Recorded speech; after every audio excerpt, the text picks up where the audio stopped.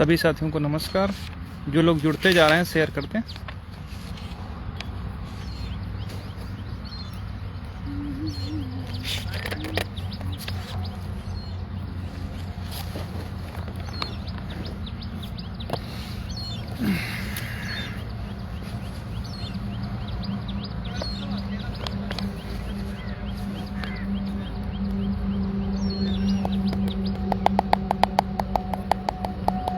ब्रजेश भैया नमस्कार, रवि भाई नमस्कार। जो लोग जुड़ते जा रहे हैं शेयर करते हैं।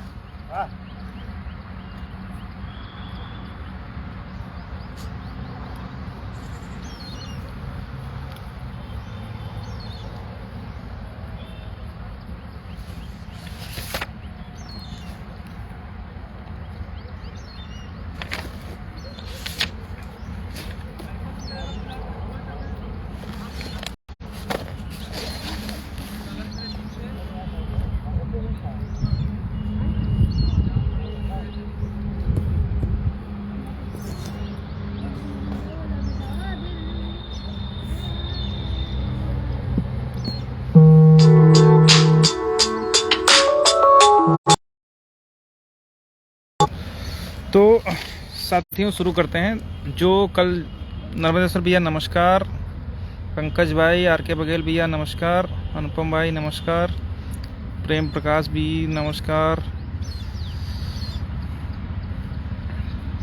तो चेतराम प्रजापति भाई भी जुड़ चुके हैं। आवाज आ रही नहीं आ रही? चलो ठीक।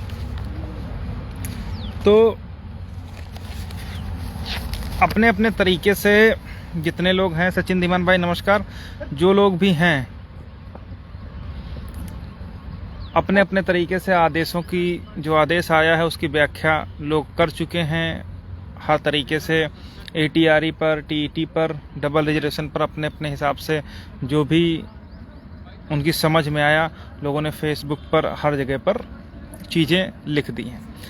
लेकिन जब हम लोग इस आदेश का अध्ययन किए हैं तो बहुत बारीक जो एक चीज़ समझ में आई है, केवल उतना ही हम लोगों के लिए थोड़ा सा लूप पॉइंट है, बस बाकी और कुछ नहीं। हम लोग पूरी तरीके से आदेश जो है हमारे पक्ष में है। तो शुरुआत ये करते हैं कि जब आप जजमेंट को पढ़ना शुरू करेंगे तो जितनी भी हम लोगों की बहस है, इसके लिए निश्चित रूप से शुक्ला जी ने OBC SC के लिए कुछ तो कम से कम लिख दिया, नहीं तो डबल रिजर्वेशन के खिलाफ जो आदेश था डिवीजन बेंच का, राघवेंद्र जी का जो स्पेशल अपील फाइल हुई थी और वही सुप्रीम कोर्ट से अपहोल्ड था, उस जजमेंट को उन्होंने छुपा लिया। जबकि उस जजमेंट को हमारे काउंसिल ने भी दिया था, इसके अलावा राकेश चौधरी जी ने भी दिया था, इसके अलावा हम लोगों ने जो रिटर्न सबमिशन था उसमें भी लगाया था। तो सारी चीज़ें कोर्ट ने लिखी हैं, लेकिन चूंकि कहीं ना कहीं उनको ये दिखाना था कि हाँ ये हमारे बच्चे हैं, इनके लिए हमको कुछ करना है, उसके लिए उन्होंने सारे नियम, कायदे, कानून ताक पर रख दिए। और जो लोग वहाँ पर गए ही नहीं, उन लोगों के लिए बहुत कुछ लिख दिया। तो उस पर हम लोग विस्तार से चर्चा करेंगे। हरिओम भाई, राधे राधे। तो सबसे महत्वपूर्ण बात जो ये है वो ये है कि अगर आप इस जजमेंट को ध्यान से देखेंगे तो अब सरकार के लिए बहुत बुरी स्थिति आनी हो गई है। उसका रीजन है, इस जजमेंट में भी जो 67.11 है, कोर्ट ने उसको कोट कर दिया है। OBC की कितनी कट ऑफ है वो भी हम लोग कोट करवा दिए हैं। हम लोग क्या, हमारी बहस के आधार पर वो कोटेड हुई है। हमारी जो भी बहस है वो सारी चीज़ है। हमारी बहस 67 के बाद कितनी सीटें मिलनी चाहिए थी वो जजमेंट में कोटेड है। उसके बाद 6800 के पश्चात और कितनी सीटें मिलनी चाहिए वो भी कोटेड है। 3.86 मिला है, 16.60 मिला है, ये सारी चीज़ें उस जजमेंट पे कोटेड है। ठीक है।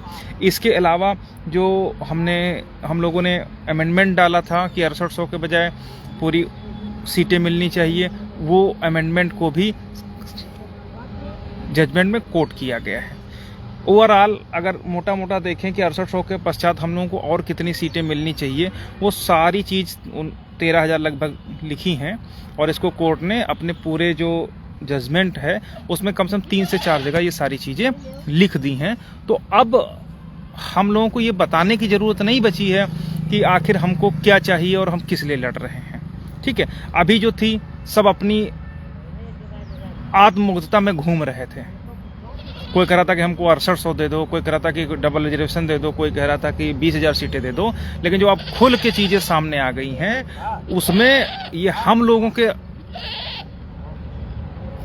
अथक परिश्रम का, या समझ लीजिए कि हम लोगों ने अपना 100% इसमें दिया है, उसके ही परिणाम स्वरूप अगर आप जजमेंट पढ़ेंगे तो 59 पैरा आप लोग पढ़ लीजिएगा, 59 से पढ़ेगा, फिर 61 है, इसमें कट ऑफ डिक्लेयर किया है।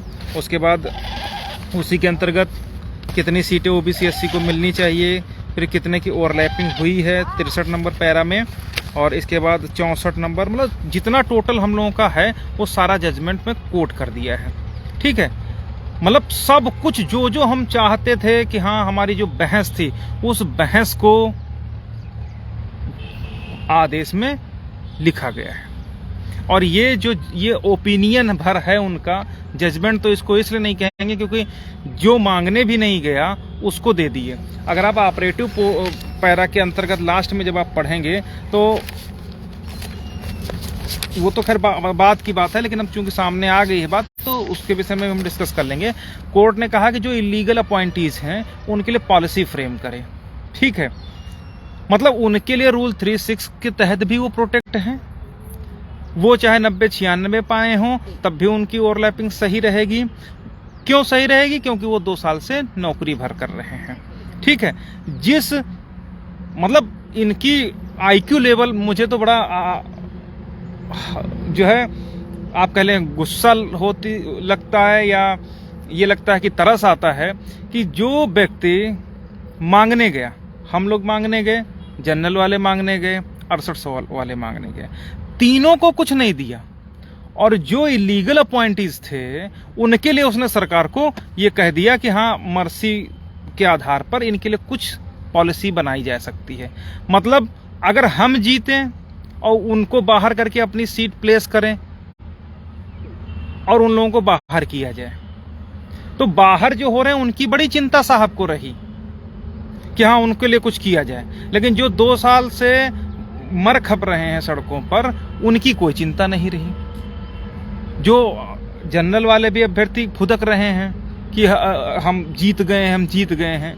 ठीक है, और उसमें भी वहां पर क्या, अगर 1 सेकंड के लिए, कुछ सेकंड के लिए मान लो अगर उनकी हम मान ले कि चलो भाई जीत गए, तो उसके बावजूद भी तो अगर मान ले तुमने ओबीसी को सबको बाहर करवा दिया, जनरल को हमने बाहर करवा दिया, तो हमें क्या मिला? उसने तो उनको प्रोटेक्ट कर दिया, और 323 और राहुल और सुप्रीम कोर्ट के शिवम पांडे के जजमेंट को भी कोर्ट कर दिया कि बियॉन्ड 69,000 हो नहीं सकती। मतलब जो गलत हैं उनको आप सरकार से रिक्वेस्ट करो कि पॉलिसी फ्रेम कर दो, और जो लड़के मांगने गए हैं उनके लिए आप कुछ कर नहीं रहे हो। तो जब तक या तो आप बियॉन्ड 69,000 का बैरियर तोड़ दीजिए कि भाई इनके लिए कुछ व्यवस्था करिए, कहीं से करिए, वो हमारी हेडेक नहीं है, या तो आप ये करिए पिटिशनर्स के लिए आप 69,000 का बैरियर लगा दिए हो, और जो बाहर होने हैं उनके लिए आप सरकार से हाथ पांव जोड़ रहे हो, माथा रगड़ रहे हो कि अरे साहब ये 2 साल से काम कर रहे हैं, इनके लिए भाई आप कुछ मर्सी के आधार पर कुछ डिसीजन ले लेना ताकि ये बेचारे यंग लड़के हैं बाहर नहीं होंगे।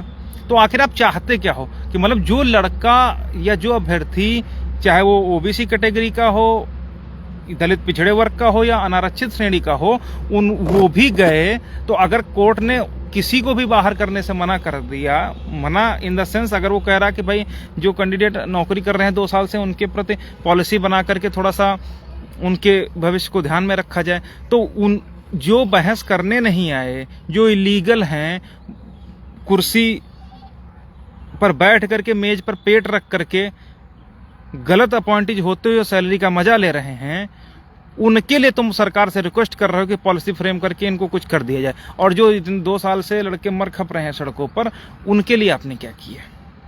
उनके लिए आपने लिख दिया कि बियॉन्ड 69,000 का बैरियर है, उनके लिए आपने लिख दिया 323 में यह आदेश हुआ है। तो मतलब जो मांगने गया उसको कुछ नहीं मिला, और जो नहीं मांगने गया उसके लिए तुम रिक्वेस्ट कर रहे हो। अगर आप मेरिट के जज हो तो आप उड़ा के रख देते हैं, जिसको अंदर होना होता अंदर हो जाता, जिसको बाहर होना होता बाहर हो जाता। लेकिन यहाँ पर मर्सी अब की बात अगर है तो मोटा मोटा आप ये बताइए कि क्या मर्सी उन लोगों के प्रति होनी चाहिए जो गलत अपॉइंटेज होते हुए सैलरी ले रहे हैं, या मर्सी उन लोगों के प्रति होनी चाहिए जो सही होते हुए भी सड़कों पर धूल फांक रहे हैं, लाठियां खा रहे हैं, आंदोलन कर रहे हैं, मुकदमा लड़ रहे हैं? तो कोई ये नहीं कहेगा कि मर्सी उन लोगों के प्रति है। अगर उन लोगों के प्रति मर्सी होगी तो जो लड़ने वाले हैं उन लोगों के प्रति भी मर्सी उनसे ज्यादा होती, तब मैं मानता कि आखिर जो जस्टिस साहब हैं इन्होंने सही आदेश किया है। अगर मैं कहीं पर गलत हूं तो कोई मुझे बता दे कि आप कहां पर गलत हो। आप अगर जो मांगने तक नहीं है कि साहब हम सही हैं गलत हैं, उसको आप कह रहे हो कि पॉलिसी बना दो, और जो लड़के लड़ खप रहे हैं उनके लिए आप कुछ नहीं लिख रहे हो। तो ये सारी चीजें ऑर्डर में गलत हैं। हम लोगों को रूल 3631 के तहत सही आपने मान लिया है, हमारा जितेंद्र सिंह ऑर्डर के आधार पर सब कुछ सही मान लिया है, लेकिन उसके बावजूद लास्ट में आपने कहा है कि जो ओपन कैटेगरी में फाइट करने के लिए ओपन के बराबर नंबर लाने चाहिए। ठीक है, तो उस बिंदु पर बहुत माइनर जो बिल्कुल महीन बहस थी, उस महीन बहस को ये दूसरी तरफ घुमाने का प्रयास किया है। भाई एक सिंपल सी बात है कि एक तो पहली चीज तो आप समझ लीजिए कि जो जजमेंट इन्होंने किया है, जिसका जो फाइंडिंग इन्होंने दी है, तो उस फाइंडिंग में इन्होंने लिखा है कि जो ATRE है वो qualifying in nature and part of recruitment दोनों है। मतलब इनका कहना है कि ठीक है ATRE जो है वो क्वालिफाइंग इन नेचर है, ठीक है, यानी वो TT की तरह की पात्रता परीक्षा है, लेकिन उन्होंने अपने हिसाब से उसमें यह भी लिख दिया है कि वो पार्ट ऑफ रिक्रूटमेंट है। क्यों रिक्रूटमेंट है? क्योंकि उसके नंबर फाइनल परीक्षा में जुड़ रहे हैं। ठीक है, अब यहां पर दो चीजें हैं, मैंने इस विषय में बहुत अध्ययन किया है, उसके बाद मैं आपको बताने जा रहा हूं कि TT को तो इन्होंने पात्रता परीक्षा मान लिया, TT खत्म हो गया, अब बचा ATRE। ठीक है, आप समझिएगा जो पॉलिसी है, मैं जहां पर समझाने, जो लोग कह रहे हैं कि वो इससे बहुत OBC का नुकसान हो जाएगा, ये हो जाएगा, वो हो जाएगा, वहां पर भी मैं बता रहा हूं। अब बचा ATRE। ठीक है, ATRE बचा, तो अब या तो ATRE को पूरी तरीके से हम लोग ना पार्ट ऑफ रिक्रूटमेंट नहीं है ये प्रूफ कर देते, और उसको चूंकि डिवीजन में इसने प्रूफ कर रखा था तो उसको केवल जजमेंट को कोर्ट भर रखना था, लेकिन उन्हें क्रिकजैक मीठा नमकीन यानी qualifying in nature and part of recruitment दोनों के आधार पर ये लिख दिया कि जो ATRE है वो सिलेक्शन का पार्ट है। ठीक है, अब मान लिया हम सिलेक्शन का पार्ट है, समझिएगा एक सेकंड के लिए, बिल्कुल छोटी सी बात है कि अगर हम मान भी लें कि ATRE का पार्ट है 90 से ATRE पार्ट है रिक्रूटमेंट प्रोसेस का, तब भी तो अगर 90 से 96 नंबर कोई पाया है, तब भी तो आप उसको ओपन कैटेगरी में जाने से नहीं रोक सकते हो। क्यों? क्योंकि यही तो रिजर्वेशन है, और अगर यही किसी भी भर्ती प्रक्रिया में हम लोग एक बार रिजर्वेशन तो ले ही सकते हैं। सपोज इट अगर हमने चयन प्रक्रिया में रिजर्वेशन नहीं लिया तो हमको प्रमोशन में रिजर्वेशन मिलेगा। ठीक है, तो यहां पर पहले तो हमको सिलेक्शन के लिए रिजर्वेशन चाहिए, तो अगर हमने 90 से 96 के आधार पर प्राप्त कर ही लिया है तो ये तो रिजर्वेशन ही हो गया एक बार। तो भी आप क्या हमको जब सिलेक्शन लिस्ट बनेगी तो कैसे आप हमको रोक सकते हो? ओपन कैटेगरी में या अनारक्षित अगर हमारा कट ऑफ है तो उससे ऊपर जाने से आप हमको कतई नहीं रोक सकते हो। क्यों? क्योंकि किसी भी चयन प्रक्रिया में हम एक बार तो रिजर्वेशन ले ही सकते हैं, और वो रिजर्वेशन आपने हमको 90 से 96 के बीच में दे दिया, तो वो हमारा रिजर्वेशन हो गया। तो ये एक ही बार हुआ ना, दोबारा कहाँ हुआ? इसके बाद क्या हमने कहीं पर जब सिलेक्शन फाइनल सिलेक्शन लिस्ट बन रही है, क्या हमने उसमें कहीं पर रिजर्वेशन लिया? क्योंकि उसमें रिजर्वेशन कहीं पर ले ही नहीं सकते। क्यों नहीं ले सकते? क्योंकि उसमें कुछ ऐसा स्टेप है ही नहीं कि जिसमें हम रिजर्वेशन लिए हों। तो ये अगर रिजर्वेशन हमने लिया है ATRE में तो वो भी एक ही बार है, तो जब एक बार ले लिया तो अगर हमारा गुणांक 70 बना तो क्या आप हमको ओपन कैटेगरी में नहीं जाने दोगे? क्यों नहीं जाने दोगे? 100% जाने देंगे। इसी वजह से मैं समझ नहीं पा रहा था कि आखिर रूल 3631 को उसने सही क्यों माना है, क्योंकि फिर अगर एक बार ले लिया तो इसीलिए उसने रूल 3631 के तहत मेरिट पब्लिश करने का आदेश दे दिया है।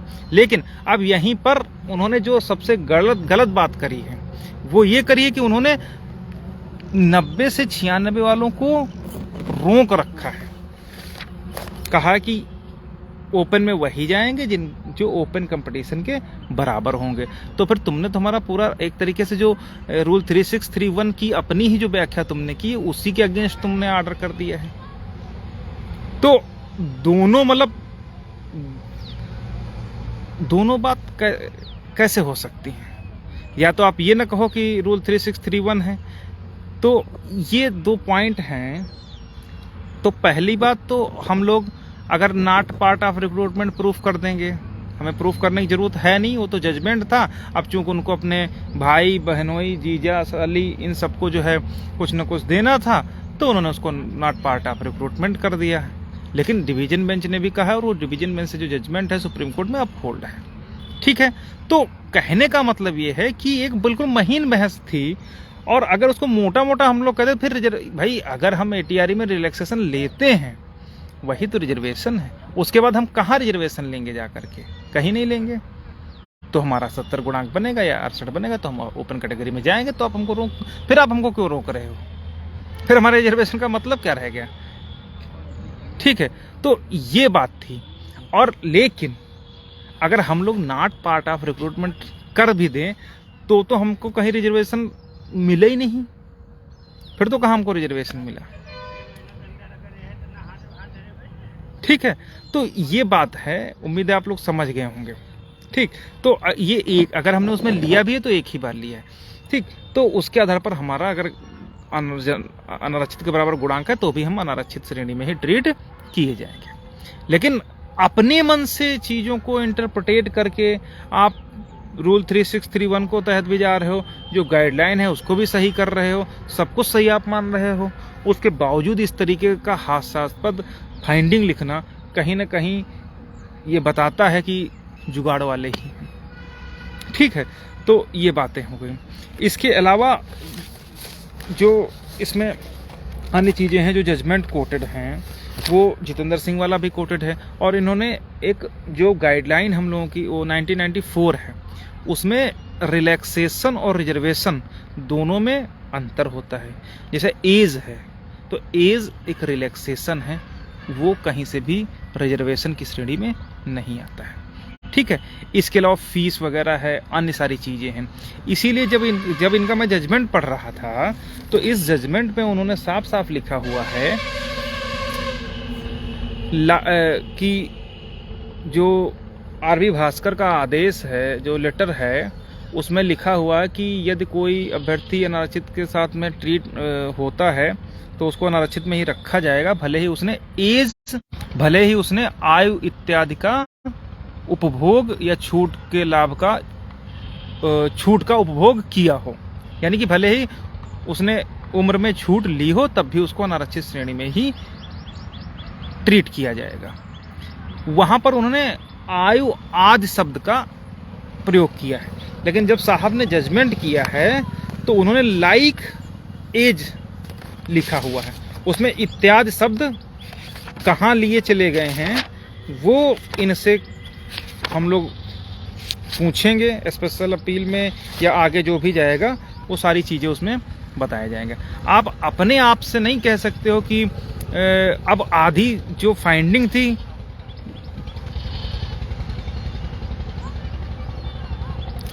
वो लिखेंगे ही नहीं। बिल्कुल ब्रजेंद्र भाई बिल्कुल सही कह रहे हैं कि जब पहले 2 महीने क्लास में आए व्यक्ति से आप पीसीएस मेंस लिखने की उम्मीद पालेंगे तो बेईमानी है। बिल्कुल सही कह रहे हैं। ये पूरी तरीके से बायस्ड होकर के आदेश लिखा गया है। मैं जजमेंट पढ़ रहा था, जो आशीष चतुर्वेदी साहब ने बहस करी थी कंसीडरिंग जोन की, उसको साहब ने अपनी फाइंडिंग में एज इट इज उतार दिया है। और वो जो फाइंडिंग उन्होंने लिखी है वो उन्होंने रिटर्न सबमिशन में दिया होगा। तो ये फाइंडिंग उन्होंने अपनी तरफ से नहीं लिखी है, ये साहब उन्हीं के द्वारा जो उन्होंने लिखा वही साहब ने छाप दिया। ठीक है, तो ये पूरी तरीके से बायस्ड होकर के जजमेंट जो है वो लिखा गया है। ओबीसी एससी का जितनी भी चीजें हैं, कम से कम हम लोग तो जिस तरीके से डबल बेंच का ऑर्डर वो उड़ा ले गए, कहाँ ले गए पता नहीं, उसका नहीं कह सकते हैं, उसको गायब ही कर दिया मतलब दुनिया भर का दीपा ईवी जिसका कोई वजूद नहीं है, अनिल कुमार तिवारी जो महिला रिजर्वेशन का है, इसके अलावा जो नीरव कुमार गुजरात का जजमेंट है, उन सारे जजमेंट को कोट कर दिया साहब ने। उनको केवल राघवेंद्र वाला जजमेंट नहीं मिला, बाकी सब कुछ मिल गया। राघवेंद्र के खिलाफ जो सुप्रीम कोर्ट में एसएलपी फाइल हुई थी, उसके कारण जो डिवीजन बेंच का राघवेंद्र वाला ऑर्डर था वो अपहोल्ड हो गया। वो भी साहब को पता है कि हाँ सुप्रीम कोर्ट से अपहोल्ड हुआ, लेकिन राघवेंद्र वाला जो ऑपरेटिव पैरा था कि ATR is not part of recruitment, वो पैरा साहब को ढूंढे नहीं मिला, बाकी सारे पैरा ढूंढे मिल गए। ये बहुत ही जो एक तरीके से अब क्या बताया जाए उनको कि सब कुछ दुनिया भर की कहानी उन्होंने लिख दी।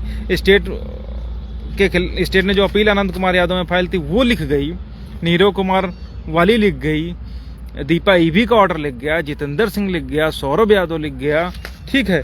लेकिन जिस पॉइंट पर उनको घुमाना था, नमस्कार, जिस पॉइंट पर उनको लिखना था और उसके आधार पर वो कुछ न दे पाते अपने मातहतों को, वो चीज मतलब जब इसी को बोलते हैं साम दाम दंड भेद, जो इनकी एक पॉलिसी है, उस पॉलिसी के तहत ही कि मतलब जब कुछ नहीं बचा तो हमारे लोगों के साथ छल किया गया। और जो आर्गुमेंट हमारी तरफ से हुआ था, जो आर्गुमेंट राकेश चौधरी साहब ने भी उस जजमेंट को दिया था, मैडम ने भी अपने हम लोग अभी आप देखिएगा वो जो रिटर्न सबमिशन था उसमें भी हम लोग लिख करके दिए थे, वो भी सारी चीजें लिख करके दी थी, इतने पूरे पूरे बंडल गट्ठर बना करके बंधवा के दी थी। साहब को सब कुछ मिल गया, लेकिन ATR is not part of recruitment वाला जो पैरा था वो नहीं मिला, बाकी सब कुछ मिल गया, ठीक है।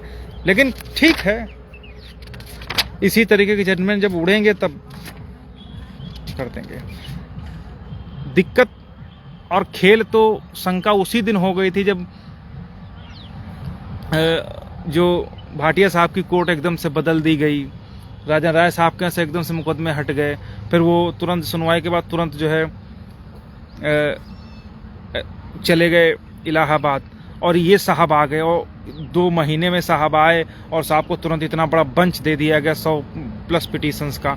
तो ये सब शंका की बातें थी, उनको जो लिखवाना था लिख गया, लेकिन कम से कम इतना उन्होंने हम लोगों पर एहसान कर दिया कि जितनी हमारी कंटेंशन थे, जितना हमारा मैटर था, चाहे वो 6800 वाला हो, चाहे वो 20,000 सीटों वाला हो, चाहे 6800 के साथ में और कितनी सीटें मिलनी चाहिए वो हो, चाहे कट ऑफ 67.11 वाला हो, वो सारी चीजें लिख दी हैं। अब कम से कम कोई अपने इस से नहीं बदल सकता कि साहब ये कट ऑफ इतनी नहीं इतनी है। अब जो होगा वो सारी चीजें इसी में लिखी होंगी, ठीक है। तो इतना उन्होंने एहसान हम लोगों को कर दिया, अब कि हम लोग कम से कम जो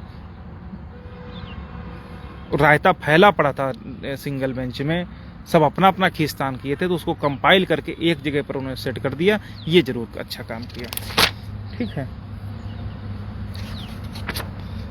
इसके अलावा उनका जो ये जजमेंट जब आप पढ़ोगे तो उनका मूड तो टीईटी में भी जो कंसेशनल मार्क है उसको भी वो उनका बस चलता तो उसको भी वो रिजर्वेशन की श्रेणी में डाल देते। लेकिन अब हमको ये डिफाइन करना पड़ेगा कि रिलैक्सेशन और रिजर्वेशन में अंतर है, और अगर हालांकि हमारा जब पार्ट ऑफ रिक्रूटमेंट नहीं है तो वही हमको प्रूफ करके किनारे हट लेना है, लेकिन चूंकि इन्होंने कहा कि वो क्वालिफाइंग इन नेचर और पार्ट ऑफ रिक्रूटमेंट दोनों है, मीठा नमकीन दोनों है, दोनों का मजा देता है, तो उस पर हम लोग बहस करेंगे। बस उतना ही पार्ट जो है थोड़ा सा हम लोगों के एक तरीके से कह सकते हो कि निगेटिव में है, चाहे उसमें भी है, लेकिन अगर उसको भी हम लोग इस तरीके से ट्रीट करें कि रिजर्वेशन हम केवल उसी में ले रहे हैं, तब भी हमको अनारक्षित में जाने से नहीं रोका जा सकता। लेकिन साहब ने किस आधार पर रोका है वो साहब को खुद ही नहीं पता है, तो इन सब चीज़ों पर हम लोग करेंगे।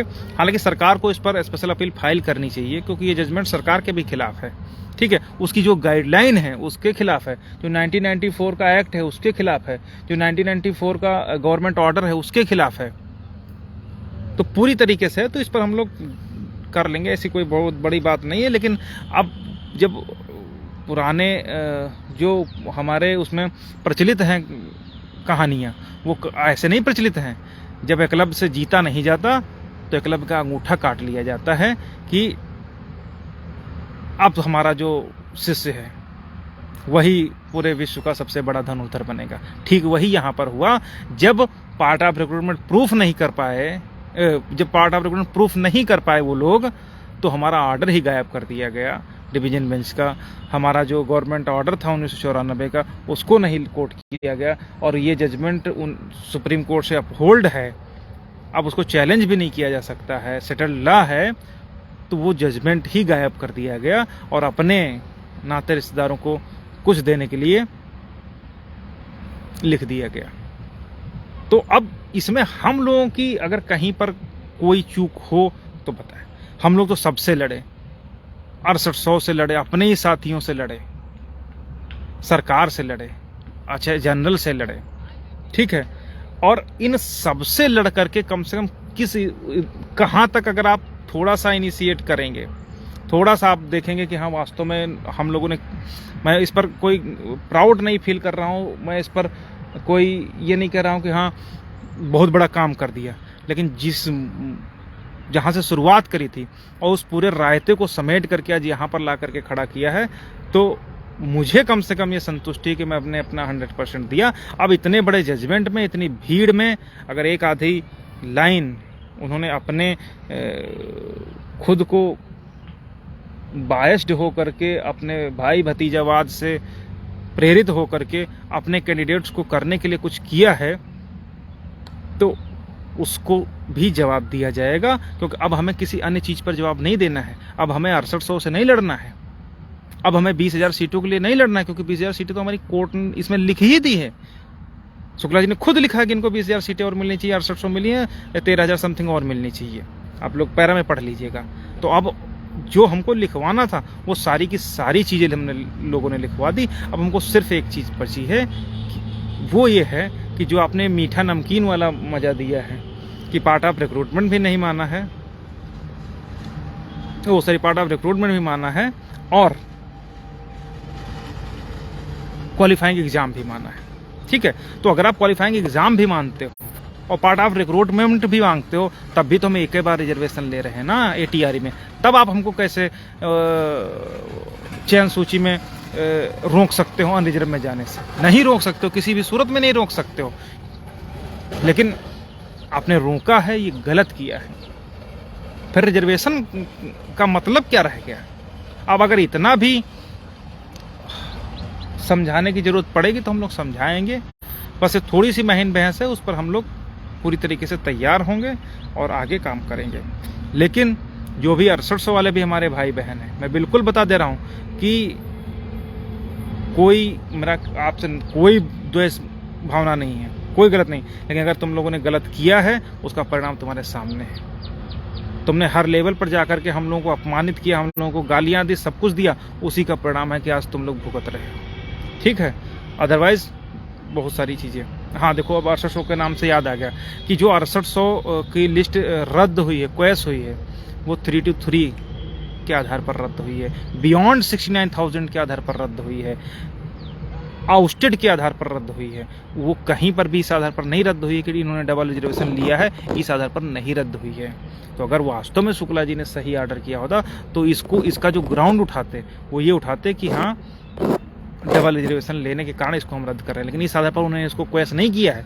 उन्होंने उसको क्वेश जो किया है वो बियॉन्ड 69,000 के आधार पर किया है, और इस आधार पर किया है कि जितने अंदर करोगे उतने ही बाहर करने के आधार पर हो जाएगा, ठीक है। और जो लोग कहते हैं कि सरकार हमारे साथ है, सरकार नाराज हो जाएगी, ये हो जाएगा, फलाना हो जाएगा, धमाका हो जाएगा, इन्हीं सब पापों का फल इन लोगों को मिला है जो कहते थे सरकार हमारे साथ है फला। अरे सरकार लाल कृष्ण आडवाणी की नहीं हुई, सरकार अटल बिहारी वाजपेयी की नहीं हुई, ये सरकार, ठीक है, ये सरकार उनकी नहीं हुई जिनके आधार पर ये सरकार बनाते आ गए, जिनके आधार पर ये रूल कर रहे हैं, तुम्हारे ऊपर शासन कर रहे हैं, और तुम सोचते हो कि दलित पिछड़ों तुम्हारे साथ सरकार हो जाएगी। और अगर हो जाएगी तो जो हस्र यहाँ पर हुआ है, अगर नहीं समझ लो, उससे बुरा हस्र यहाँ पर होगा। ये इसके लिए तैयार रहना। और सरकार तुमको यूज कर रही, तुम सरकार को यूज करो, उसको बाध्य करो कि वो इस बिंदु पर क्लियरिफिकेशन के लिए स्पेशल अपील फाइल करे, ठीक है। और उसके साथ में हम लोगों को भी लड़ना होगा, क्योंकि अब कुछ नहीं बचा है मुकदमे में। हमको जो लोग 20,000 सीटें मांग रहे थे उनका भी कंटेंशन लिखा हुआ है कि हाँ इस तरीके से हो जाएगा। और ये तभी संभव हो जैसे ये रूल 3631 होल्ड हुआ है और जो इन्होंने 90 से 96 रोक लिया है, वो जैसे ही रोक हटेगी ये सारी के सारे जो ऑपरेटिव पैराज हैं अपने आप अस्तित्व में आ जाएंगे। ठीक है। और जो नीरव कुमार मकवाना वो वाला आदेश है, वो गौरव प्रधान वाला आदेश है, ये सारे आदेश जो हैं ये सब अलग अलग राज्यों के हैं। हर राज्यों की अपनी अपनी पॉलिसी होती है, हर राज्य की अपनी अपनी पावर वो रूल बनाने की पावर्स होती हैं।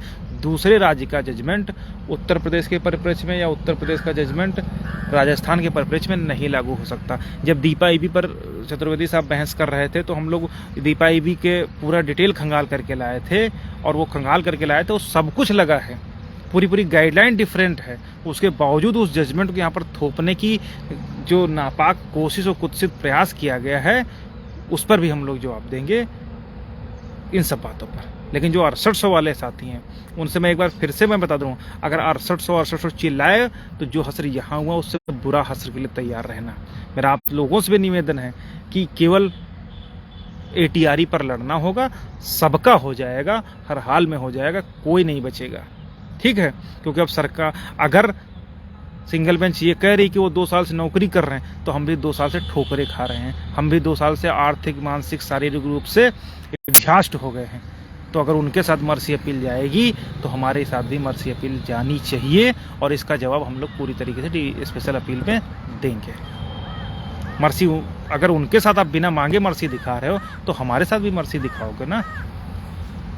अगर उनके फिर बचा क्या? अगर वो गलत किए हैं इस तरीके से, तो कोई भी सरकार आए इलीगल अपॉइंटीज को भर ले, फिर आकर के कह दे कि अच्छा अब तुम लोग 2 साल से नौकरी कर रहे हो, ठीक है फिर अब करो नौकरी, कहाँ बाहर जाओगे। इस तरीके से तो ये एक परिपाटी चल पड़ेगी कि सरकार जिसका मर्जी उसका भर लेगी, और उसको लीपा पोती करने के लिए इन साहबान जैसे न्यायमूर्तियों को बिठा देंगे जो ये कह देंगे कि अच्छा आप इतने दिन से कर रहे हैं, चलो चलने दो। और जो बाहर होंगे, जो लड़ रहे होंगे, उनको कुछ नहीं मिलेगा। ऐसा कैसे संभव? तो कहीं ना इन सब बिंदुओं पर हम लोग लिख करके आएंगे, और इन सब सारे बिंदुओं पर बहस होगी, और विस्तार से बहस होगी कि जो मांग रहा है उसको आप ठेंगा दिखा रहे हो, और जो कुछ नहीं मांग रहा, जो इलीगल अपॉइंटीज है, कुर्सी बैठ के पेट मेज पे रखता है, हाँ, उसको जो है आप बचाने के लिए कह रहे हो सरकार से पॉलिसी बनाओ। अरे एक आपकी तो नियत ये थी, कम से कम कुछ नहीं था तो कम से कम जो लड़के लड़ रहे थे उनके लिए अगर ये लिख देते कि भाई इन लड़कों के लिए भी कुछ पॉलिसी बना करके कुछ यार कर दो, तब तो समझ में आता कि भाई हाँ आप न्याय के देवता हैं। लेकिन आप ऐसे लोगों के लिए पॉलिसी बनाने का आदेश कर रहे हो या सजेशन दे रहे हो जो इलीगल अपॉइंटीज है। तो अगर उनको आप बाहर करने के लिए ना हो, इसके लिए आप सजेशन दे रहे हो, और जो बाहर लड़ खप रहा है उसके लिए आप नहीं सजेशन दे रहे हो। आपको तो ये भी तो सजेशन देना चाहिए ना कि भाई ये लड़के भी तो 2 साल से झक मार रहे हैं, आर्थिक, शारीरिक, मानसिक रूप से पैसे से बेचारे टूट रहे हैं, लाठियां उनके ऊपर टूट रही हैं, बारिश गिर रही है, धूप, जाड़ा, गर्मी सब बेचारे झेल करके आ रहे हैं, कैसे कैसे ट्यूशन पढ़ा के पैसा दे रहे हैं। उनके लिए भी तो आप पॉलिसी बनवा सकते हो, लेकिन उनके लिए आपने कुछ नहीं लिखा। लिखा किसके लिए? जो इलीगल अपॉइंटीज है, और आपने खुद माना है कि ये इलीगल अपॉइंटीज है। ठीक है। और अगर इन सब चीज़ों को नहीं सही से स्पेशल अपील में हम लोगों को रखना पड़ेगा, तो इस तरीके से पूरी परिपाटी चलेगी। कोई भी सरकार आएगी जिसका मर्जी उसका भर लिया, बाकी तो बप्पा बैठे ही हैं कि अच्छा हाँ तुम लोग 2 साल से नौकरी करो, तुम लोग 1.5 साल से नौकरी कर रहे हो, तुम लोग 3 साल से नौकरी कर रहे हो। तो ये नहीं चलेगा, और निश्चित रूप से नहीं चलेगा। इस पर इन सब ऑर्डर्स को मतलब हम लोगों को आधे रास्ते पर ले जा करके छोड़ दिया, ऐसे थोड़ी ना होता है। तो इन सब पर बहस चलेगी और डिटेल में बहस होगी। ठीक है। और ये सारी बातें हैं। बाकी केवल इस बिंदु पर हम लोगों को लड़ना है, आगे बढ़ेंगे हम लोग। लेकिन चूंकि 6800 वालों के साथ सरकार है, तो वो लोग इतना तो करवा ही ले कि सरकार इस जजमेंट खिलाफ जो है स्पेशल अपील फाइल करे। बाकी हम लोग तो अपने तरीके से काम करेंगे ही करेंगे, ठीक है। तो बहुत सारा बड़ा जजमेंट है, बहुत सारी चीज़ें इसमें हैं, लेकिन त्रिपुरारी शरण का भी है, यूनियन ऑफ इंडिया, इंदिरा सानी, सारे जजमेंट कोट कर दिए हैं, ठीक है। सब कुछ है इसमें, हम लोग पूरा डिटेल में पढ़े हैं और अभी बहुत सारी चीज़ें निकल के आनी बाकी हैं, ठीक है। तो बाकी 1-2 दिन में हर चीज़ हम लोग क्लियर कर लेंगे। बाकी जितने भी साथी हैं, कोई भी हताश निराश होने की ज़रूरत नहीं। जो लोग कहते हैं कि सबका अपना अपना मानना है, सब लोग अपने अपने तरीके से इंटरप्रिटेशन करते हैं, लेकिन मैंने बताया कि एक जो बहुत महीन बहस है, उस महीन बहस की ज़रूरत पड़ेगी और उसी पर बहस होगी। और सब कुछ जब हमारे फेवर में है तो एक पॉइंट जो बचा है उस पर लड़ लेंगे। सरकार से लड़ लिया, इन लोगों से लड़ लिया, उन लोगों से लड़ लिया, सब कुछ तो फेवर में है। तो अगर एक पॉइंट बचा तो केवल इसी पर बहस करना बाकी है, तो उस पर भी लड़ेंगे। अब तो हमारे पास, अब तो हम लोग लिख करके आएंगे और जजमेंट लगा करके आएंगे, तब देखते हैं कैसे नहीं लिखेंगे, ठीक है। बाकी बहुत सारी चीज़ें हैं जो आप लोगों को धीरे धीरे बताई जाएंगी। अभी जजमेंट हम लोग सारे पढ़ लिए हैं, और तो इतनी सारी चीज़ें हैं। बाकी अगर किसी साथी को कुछ पूछना हो तो कमेंट कर दो, मैं एक बार उसके विषय में डिस्कस कर लूँ।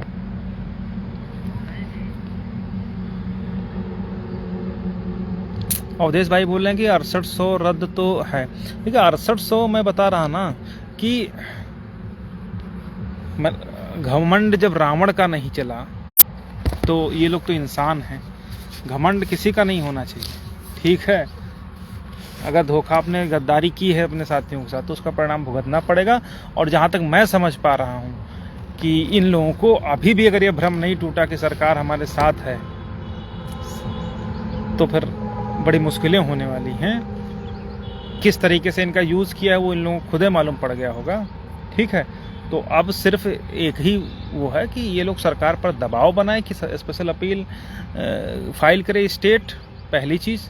और अगर वो नहीं फाइल करती तो हम लोग तो तैयारी कर ही रहे हैं, हम लोग भी तुरंत करेंगे, क्योंकि अब हमको कुछ बहुत ज़्यादा इसमें कुछ बचा नहीं है। केवल वही जो थोड़ी वही माइग्रेशन वाला सिस्टम है उस पर थोड़ा सा बहस करनी है, और ओपन कैटेगरी और रिजर्वेशन और रिलैक्सेशन और एज इत्यादि, इन सब बिंदुओं पर जो है अब बहस होगी।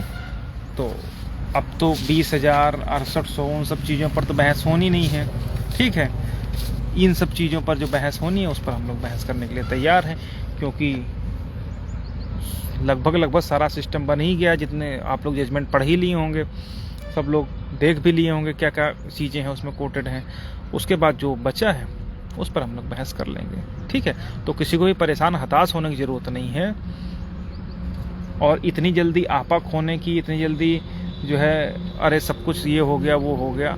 लेकिन आपको ये समझने की ज़रूरत है कि सब कुछ आपके फेवर में है सिवाय एक चीज़ की, तो उसको हम लोग सॉर्ट आउट करेंगे। अभी सर से आज टाइम ले रहे थे, लेकिन सीनियर साहब से टाइम आज नहीं मिल पाया, तो कल उनसे मुलाकात हो जाएगी। उसके बाद जैसी चीज़ें होंगी आप लोगों को अवगत करा देंगे। बिल्कुल भी परेशान नहीं होना है। मैंने बताया ना कि अगर 6800 का होगा तो आपका भी होगा। और बाकी ये लोग तो अब ठीक है, जैसे मर्जी वैसे करें, लेकिन इन बिंदुओं पर डिफेंड करना ही होगा इन लोगों को भी। और जिस तरीके से लूट करके उन सबको पैसा दिए वैसा फिर देंगे तो फिर निश्चित रूप से जब शेर के मुंह में खून लग जाता तो आदमखोर हो जाता है। बस वही इन लोगों का हाल है कि उसको ठीक तरीके से इंटरप्रेट करवाना होगा, और जो जो चीज़ें हैं वो सभी चीज़ें मेहनत करके एक बार बहस करानी पड़ेगी। और जो पॉइंट ये बचा है उस पर भी निश्चित रूप से हम लोगों को जीत मिलेगी। इसमें कहीं से कोई भी, सुनो कहाँ जा रहा हो? मिर्चा लियो, मिर्चा।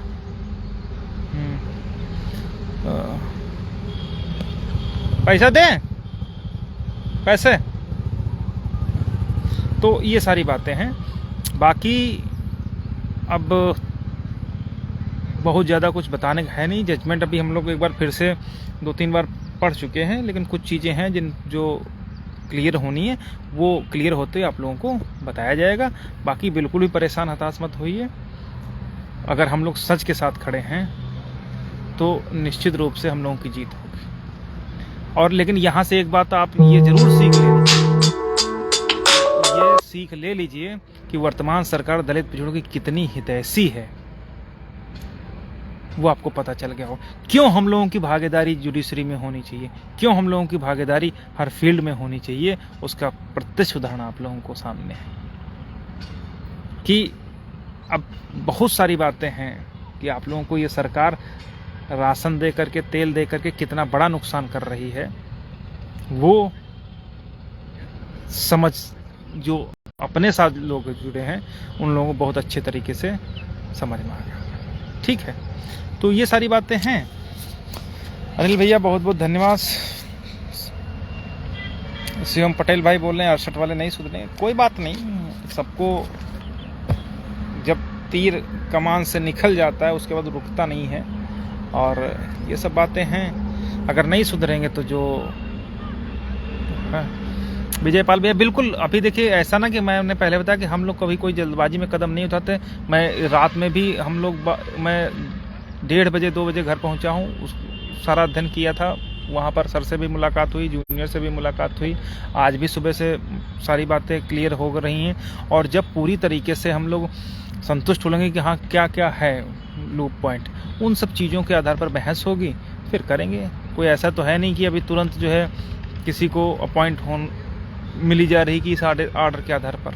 ठीक है, लेकिन आप लोगों को ये समझने की ज़रूरत है कि इस जजमेंट में आखिर क्या क्या है और क्यों है, वो सब लोगों को समझ में आ गया होगा। ठीक है, हाँ हरिओम भाई बिल्कुल कह रहे हैं, सरकार इनके साथ उसी तरीके से साथ थी जैसे यूक्रेन को जो है भिड़ा दिया गया रसिया से, किसी से रूस से ही हो रहा था ना तो और फिर सब पीछे हट गए। तो बस वही चीज़ है, इन लोगों को आपस में लड़ा करके खुद पीछे हट गए। तो लेकिन हम लोग पूरा मेहनत किए, सब कुछ किए, अब कुछ ना कुछ तो मिलेगा ही, ये तो पक्का है। ठीक है, कोई बात मैं कहने जा रहा था भूल गया।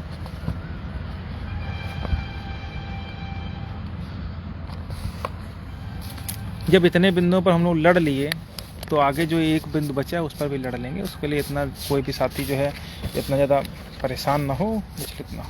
ठीक है, बहुत बहुत धन्यवाद।